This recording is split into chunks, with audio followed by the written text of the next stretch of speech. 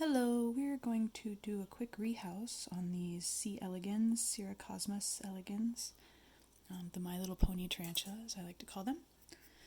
These two aren't quite close to pre-mold and just don't have that large of an enclosure, so I'm going to get them somewhere a little bigger in time for them to have plenty of time before molting to build up a good molting platform. If either of these were in pre-mold or close to pre-mold, I would leave them in here where they already have their structures and their tunnels and let them molt once more. But both of these can be moved before then. And I have the necessary parts of a rehouse. These aren't that fast, so I have a pretty large area, but I don't have a bucket out or anything else to do a molt. If I was doing an OBT or another faster species like a pokey, I like to have an entire Tupperware covering everything.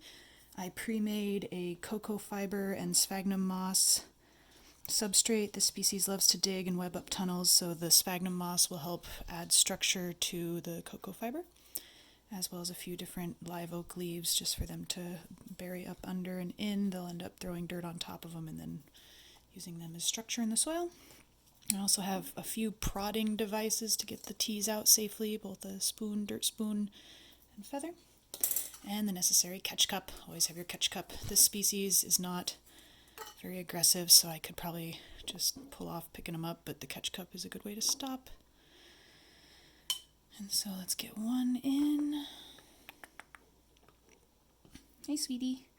So once they bolt, they don't really know where they are, so they just try to get into the darkness. So all this light for filming definitely does not give me an advantage as far as the tarantula's feelings.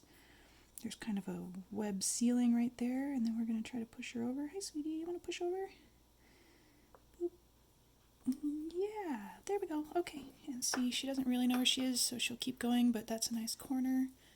So she stopped.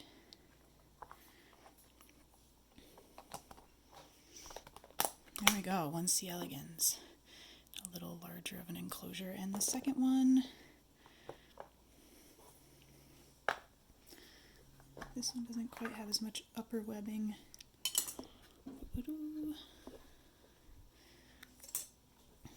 The feather is a nice lightweight.